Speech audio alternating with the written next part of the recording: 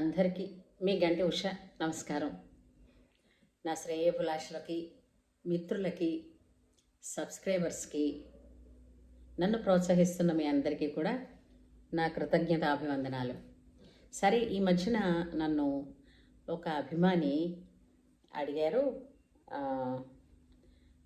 అరుంధతీదేవి గురించి, అంటే మహాపతివ్రత వశిష్ఠ మహర్షి భార్య అయినటువంటి అరుంధతీదేవి చరిత్ర గురించి చెప్పమని అడిగారు.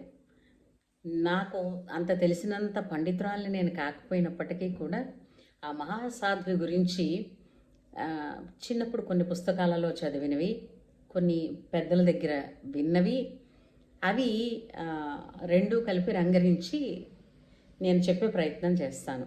ఇది కేవలం నాకు తెలిసినది నేను పంచుకుంటున్నది మాత్రమే తప్ప నేను గొప్ప జ్ఞానిని, పండితురాలిని అని మాత్రం కాదు సుమా. అవతరించండి. అయితే అన్నింటిలాగా కాకుండా అరుంధతి మాత గురించి మనం మాట్లాడితే, ఆవిడ గురించి తలుచుకుంటేనే చాలు కోటి జన్మలలో చేసిన పాపాలు కూడా పోతాయి అన్నది వేదవాక్యం. కాబట్టి అది చెప్పడం కూడా నా భాగ్యంగా నేను భావిస్తున్నాను. అడిగిన వారు ఎంతో గొప్పవారు. సరే, ఇంతకీ అసలు ఎవరి అరుంధతి అని అనుకుందామంటే, అరుంధతి యొక్క జన్మ గురించి మాట్లాడదాం. ఆమె పేరు మొదట సంధ్య. ఆమె బ్రహ్మమానస పుత్రి. ఒకేసారి అంటే బ్రహ్మమానస పుత్రులలో వశిష్ఠ మహర్షి, నారదుడు, తర్వాత ఈమె పేరు సంధ్య, మన్మధుడు ఇత్యాది వాళ్ళు అతని మానసపుత్రులు. వీరందరూ ఒకసారి, అంటే ఈమె పుట్టినప్పుడు, వీళ్ళందరూ సంధ్యాదేవి పుట్టినప్పుడుట మన్మధుడు పక్కనే ఉండడం వలన ఏం జరిగింది, అందరికీ కూడా ఈమె అంటే మన్మధుని తాలూకు ప్రతాపం అందరికీ తెలిసి కామోద్రేక భావనలు కలిగితే తప్పు కదా, తండ్రి అన్నదమ్ములు అయ్యారు కదా వాళ్ళందరూను. అందుచేత ఆమె ఏమనుకుంది, అయ్యో నేను పుట్టడం వలన, నా వలన ఇంత పాపం జరిగిందా, ఇది అంటే పాపం జరగడం అంటే భావనలో. ఇప్పుడు మనం చూడండి, తప్పు చేసేసినప్పటికీ కూడా అబ్బే నాది కాదని సమర్థించుకుంటున్నాం. అప్పట్లో వాళ్ళు ఏంటంటే కేవలం భావన మాత్రంగా వచ్చినా కూడా, అంటే భావదూష్యాన్ని కూడా వాళ్ళు పాపం కిందే భావించేవారు. అయితే ఇంత పాపం నా వల్ల జరిగిపోయిందని ఆ పాపాన్ని గురించి చింతించడం వల్ల ఆమెలో ఉన్న తేజస్సు, శక్తి హరించుకుపోయి ఒక చోట ఆమె సత్యలోకాన్ని విడిచిపెట్టి ఒక చోట కూర్చుండిపోతుంది. అంటే ఆమెకి ఇంక శక్తి లేకపోతుంది ఎక్కడికి వెళ్ళడానికి. ఆ సమయంలో సృష్టించిన బ్రహ్మదేవుడిని ఆవిడ అడుగుతుంది, ఈ పాపానికి నిష్కృతి ఏమిటి అని అడిగితే అతను అంటారు, నారదుడు నీ దగ్గరికి వచ్చి నీకు ఉపాయం చెప్తాడంటారు. అయితే ఆమె ఒక ప్రదేశంలో కూర్చుని ఎదురు చూస్తూ ఉంటుంది. ఉన్నప్పుడు ఆ ప్రదేశం ఎక్కడ అనుకుంటారు, చంద్రభాగా నది. చంద్రభాగా నది మహారాష్ట్రలో ఉన్నది.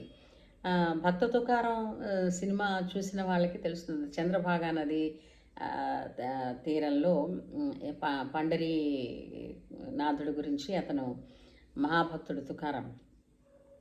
అయితే ఈ చంద్రభాగా నదికి ఎందుకు ఆ పేరు వచ్చిందో కూడా మనం మాట్లాడుకుందాం. ఒకప్పుడు అంటే దక్ష ప్రజాపతికి 27 కూతుళ్ళు ఉండేవారు. 27 కూతుళ్ళని తను చంద్రుడికి ఇచ్చాడు. అంటే 27 నక్షత్రాలు, అవి చంద్రుడిని వారు. అందులో ఆఖరిది రోహిణి. ఆ రోహిణి అంటే చంద్రుడికి చాలా ప్రీతి. అంటే సతీదేవి కూడా దక్షుడు కూతురేనండోయ్. అయితే సతి కన్నా మీద వాళ్ళ గురించి మాట్లాడడం. దక్షుడికి ఎంతోమంది ఉన్నారు కూతుళ్ళు, అందులో ఒక 27 మందిని చంద్రుడికి ఇచ్చి పెళ్లి చేశాడనమాట. మళ్ళీ చంద్రుడు ఎవరని అడుగుతారేమో, చంద్రుడు అనసూయ అత్రి మహర్షుల పుత్రుడు. సరే, అయితే అతను రోహిణి అంటేనే చాలా ప్రేమగా ఉండేవారు. ఒకసారి మిగిలిన అక్క చెల్లెళ్ళందరూ కూడా దక్షుడికి కంప్లైంట్ చేశారు. నాన్న, చంద్రుడు కేవలం చెల్లితోనే మాత్రమే ఆయన ఉంటున్నారు, మా మా ముచ్చట్లేమో తీర్చడం లేదని. అతనికి కోపం వచ్చి చంద్రుడి కళలు క్షీణించిపోవాలని ఆయన తేజస్సు క్షీణించిపోవాలని ఆయన శాపం పెట్టాడు. శాపం పెట్టేస్తే ఆయన ఈ చంద్రభాగా నది తీరంలోకి వచ్చి ఆయన బాధపడుతుంటే, మళ్ళీ చంద్రుడికి చంద్రకళలు క్షీణించిపోతే ఎలా? చంద్రకళలలో అమృతం ఉంటుంది. ఆ అమృతం ఎంతోమందికి ఆరోగ్యాన్ని ఇస్తుంది. దేవతలకి అవసరమే చంద్రకళలు, అలాగే భూమి మీద ఉన్న సస్యానికి అంటే పంటలకి వాటికి కూడా అవసరమే. అందుకని ఏం చేస్తారు? సరే, అక్కడికి వచ్చిన తర్వాత ఆ నదీ జలాలతో చంద్రుడికి స్నానం చేయించినప్పుడు చంద్రుని దేహం మించి ఆ నీరు ఏదైతే స్నానం చేయించినప్పుడు పడి కిందన ప్రవహించిందో దానిని చంద్రభాగా నది అని పేరు పెట్టారనమాట. అప్పుడు అతనికి ఏంటంటే ఆ తేజస్సు క్షీణించడం అన్నది కేవలం 2 పక్షాల కింద, అంటే శుక్లపక్షము కృష్ణపక్షము కింద మనకి వాళ్ళు చెప్పి, అమావాస్య నాడు పూర్తిగా కనపడడని, పౌర్ణమి నాడు పూర్ణ కళలతో ఉంటాడని, శుక్లపక్షంలో ప్రథమ తిథి నుంచి కళలు పెరుగుతాయని, కృష్ణపక్షంలో ప్రథమ తిథి నుంచి కళలు క్షీణిస్తూ వస్తాయని, క్షీణం అయ్యేది హెచ్చయ్యే దాన్ని గురించి విభజించి పెట్టారు. ఆ విధం వలన చంద్రుడు పూర్తిగా నిస్తేజం అవ్వకుండా కాపాడారు. అయితే సరే, చంద్రభాగా నదీ తీరంలోని ఆ నదీ జలంలో స్నానం చేస్తే నీ పాపం పోతుంది అని చెప్పారు ఈ సంధ్యాదేవికి. ఆమె చాలా అందగత్తె. అయితే ఈమెని ఆ నది దాకా ఎవరు తీసుకెళ్తారు? చెప్పారుగా, నారదుడు వస్తాడని. అందుచేత నారదుడు వచ్చి ఆమెని చంద్రభాగా నదీ తీరానికి వెళ్ళి ఆ నదిలో స్నానం చెయ్యమ్మా అని అంటే, నారద, నువ్వు ఉపాయం చెప్తామని చెప్పారు, కానీ అక్కడికి వెళ్ళే ఓపిక కూడా లేనంత నీరసంగా ఉన్నాను, నన్ను తీసుకెళ్ళవా అక్కడికి అని అడుగుతుంది. నారదుడు ఆమెని మోసుకుని వెళ్ళి ఆ చంద్రభాగా నది పాయ ఎక్కడైతే ఉందో అది ఒక సరస్సులాగా, అంటే నదికి వర్షం నీరు ఎక్కువైనప్పుడు ఆ నీరు పారి ఒక చోట నిలవ ఉంటుందన్నమాట. ఆ నిలవ ఉన్నది ఒక సరస్సులాగా ఏర్పడింది. ఆ సరస్సు అతి శుద్ధంగా ఉంటుంది, అది ఏ రోగాలనైనా హరిస్తుందిట. ఆ సరస్సు దగ్గర ఈమెను దించారు. అక్కడ సరస్సు దగ్గర స్నానం చేసేటప్పుడు అతను నారదుడు చెప్తాడనమాట, అమ్మ, నీ పాపాలు ఎప్పుడైతే పశ్చాత్తాపం కలిగిందో ఆ క్షణానే పాపాలు సగం పోతాయి సిన్సియర్గా అని చెప్పారు. సరే, నేను ఇందులో స్నానం చేసిన తర్వాత పాపం హరించింది అన్న తర్వాత తిరిగి నేను అనుకున్న వాటిలో మోక్షం, ఎందుకంటే పసిపిల్లలకి కామ ప్రచోదనం కలగకూడదు పసివాళ్ళకి అని అంటే అప్పట్లో ఏంటంటే పుట్టిన వాళ్ళకి కూడా ఆ గుణం ఉండేదనుకుంటా. దానికి ఇది సృష్టిలో ఈ విధమైన మార్పు మాత్రం తీసుకురావాలని ఆవిడ చాలా తపన పడింది. అందుకని నేను దానికోసం తపస్సు చేస్తాను అంది. అంటే ఇక మీదట మళ్ళీ ఎవరికి అట్లా జరగకూడదు అని. అయితే సరే, నీకు మంత్రోపదేశం చేసేవాడు వస్తాడు, అంతవరకు నువ్వు ఇక్కడే కూర్చుని ఈ నది ఒడ్డునే నిత్యానుష్ఠానం చేసుకుంటూ ఉండని నారదుడు చెప్పేసి వెళ్ళిపోతాడు. వెళ్ళిపోయిన తర్వాత ఆమె ఆ విధంగా ఉంటుండగా కొన్నాళ్ళకి బ్రహ్మ ఏం చెప్తాడంటే, ఎవరున్నారు ఆమెకి మంత్రోపదేశం చేసి సంకల్ప శుద్ధి చేసేవాళ్ళు? వశిష్ఠ మహర్షి. అయితే వశిష్ఠుడు లాగే వెళితే ఆమె పోల్చేస్తుంది కదా, వీడు నా అన్నక అంటే అప్పుడు అంతే కదా, వశిష్ఠ మహర్షి బ్రహ్మమానస పుత్రుడే, ఈమె కూడా బ్రహ్మమానస పుత్రకే కదా. అందుకని అయ్యో మళ్ళీ ఆ పాపమే గుర్తొస్తుంది అని చెప్పి నువ్వు ఇలా వెళ్ళకు, నువ్వు ఒక నువ్వు ఒక రూపం మార్చుకుని ఒక చక్కని పురుషుడి రూపంలో వెళ్ళు అంటారు. అనగానే అలాగే అనుకుని వశిష్ఠుడు ఒక అందమైన యువకుడి రూపంలో వెళ్ళి ఆమె కోసం అక్కడికి వెళ్ళి, నువ్వు దేని గురించి ఇక్కడ తపన చేస్తున్నావు, తప్పిస్తున్నావు అంటే, నాకు మంత్రదీక్ష ఇవ్వండి, నాకు చెప్పారు నారదులు మీరు వస్తారని. ఎందుకంటే సృష్టిలో కొన్ని ధర్మాలు నేను మార్చదలుచుకున్నాను. ఏమిటా ధర్మాలు అంటే, పసిపిల్లలకి పసితనంలో కామ ప్రచోదనం కలగకూడదు, మొదటిది. రెండోది, ఒక వయసు దాటిన తర్వాత ఆ కామ ప్రచోదనం అన్నది ఉండకూడదు, కేవలం అనురాగం, దంపతుల మధ్య అనురాగం ఉండాలి. ఇలా ఆవిడ నేను ఈ మార్పులు తెద్దామనుకుంటున్నాను, అందుకని సరే అయితే అని అతను స్వయంగా వశిష్ఠుడు ఆమెకు ఒక మంత్రోపదేశం చేశారు. ఏమిటది అంటే, ఇంతకీ ఈ కథ అంతా ఎవరితో చెప్తున్నారో తెలిసిందా? బ్రహ్మ నారదుడితో చెప్తే, నారదుడు సూత మహర్షికి చెప్తే, సూత మహర్షి సౌనకాది మహామునులందరికీ చెప్తున్నాడనమాట. అది అయితే వశిష్ఠుల వారు ఆమెకి అద్భుతమైన ఒక శివమంత్రం ఇచ్చారు. ఓం నమః శంకరాయ ఓం, ఇది మంత్రం.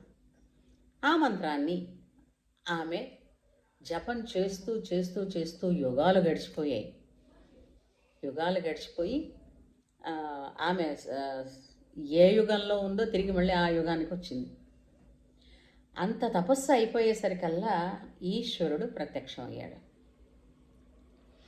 ఈశ్వరుడు ప్రత్యక్షమైన తర్వాత, నీ తపస్సుకు మెచ్చుకున్నాను, ఏం వరాలు కావాలని అడిగారు.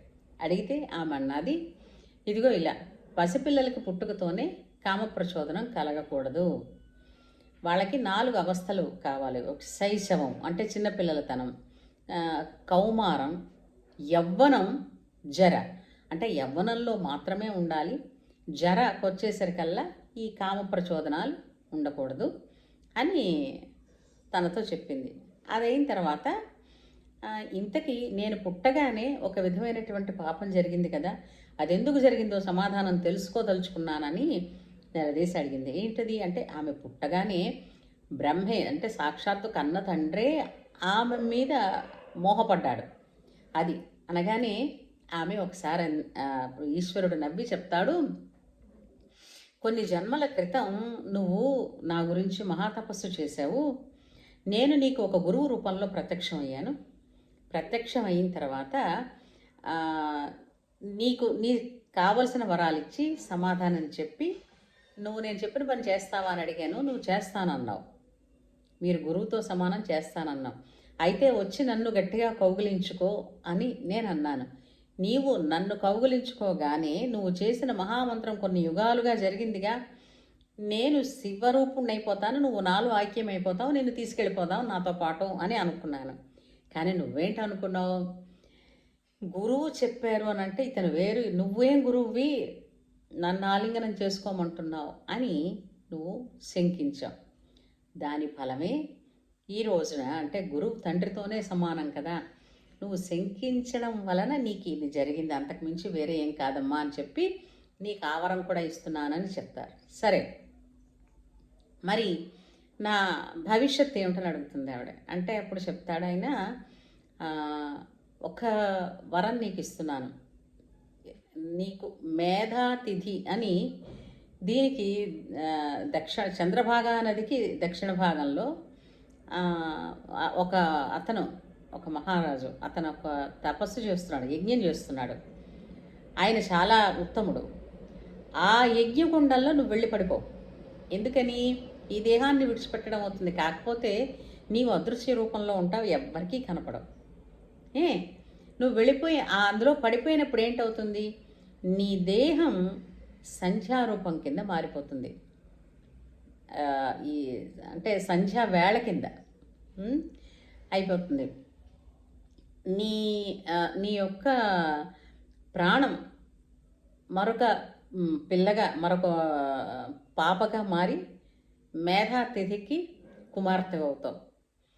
అప్పుడు నువ్వు ఆ అగ్నిగుండంలో పడే ముందు నువ్వు ఏ వ్యక్తినైతే మనస్సులో భర్తగా ఊహించుకున్నావో అతను నీకు ఆ జన్మలో భర్తగా దొరుకుతాడు. మీ పాతివ్రత్యం చాలా గొప్పదని ప్రశంసిస్తుంది. అంతేకాకుండా నిన్ను కామ దృష్టితో చూసిన ఏ పురుషుడైనా తన పురుషత్వాన్ని పోగొట్టుకుంటాడు, అంటే నపుంసకుడైపోతాడు అని వరం ఇచ్చాడు. అయితే సరే, ఈవిడేంటంది, మేధాతిథి చేస్తున్నటువంటి యజ్ఞకుండానికి వెళ్ళి యజ్ఞంలో దూకేసింది. అది ఎవరికీ కనపడదు కదా.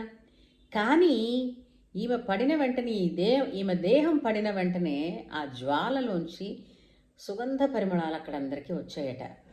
నిజంగా.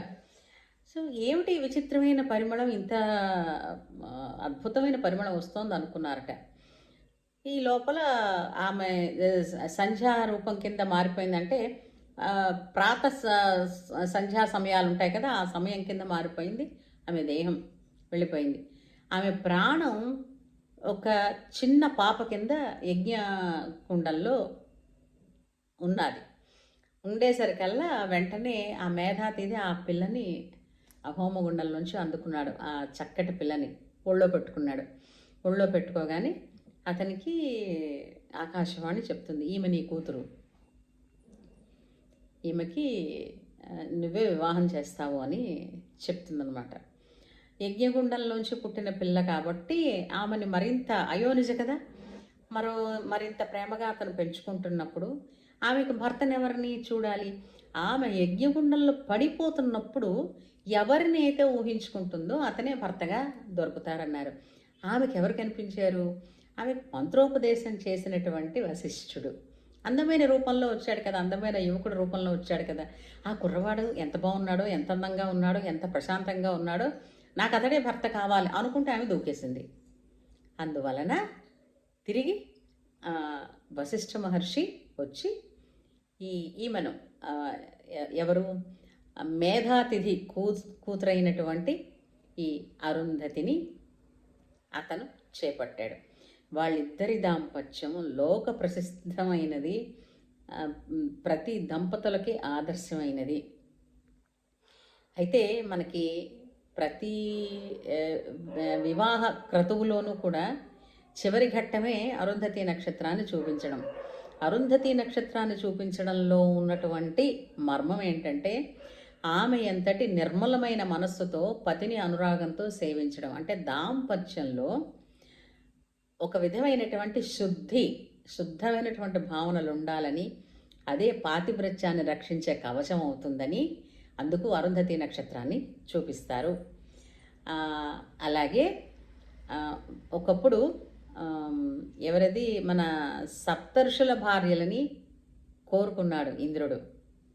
అప్పుడు ఇంద్రుడి భార్య అయినటువంటి శచీదేవి తను ఏం చేసిందంటే అందరి వేషాలు వేసుకోగలిగింది, కానీ అరుంధతి అంటే అరుంధతిలాగా తనను తాను అలంకరించుకోలేకపోయింది. ఎందుకని? అరుంధతిపై ఏ ఇతర పురుషుడు ఎవరైనా సరే కామ దృష్టితో చూస్తే వాళ్ళ పురుషత్వం పోతుంది, నపుంసకులు అవుతారని. అర్థమైందా? అంతటి పవిత్రమైన పవిత్రత అని అనగానే అరుంధతి మాతనే అందరూ లోకం తరతరాలుగా యుగయుగాలుగా తలుచుకుంటూ ఉంది. ప్రతి కన్యకి వివాహ సమయంలో దాంపత్య జీవితంలోకి అడుగు పెట్టే ముందు చూపించేది కూడా సప్తర్షి మండలంలో ఉండేటువంటి, అంటే అందరికీ కనిపించిందా, నిజంగా చూసారా అంటారు, ఏదో కొట్టేస్తూ ఉంటారు.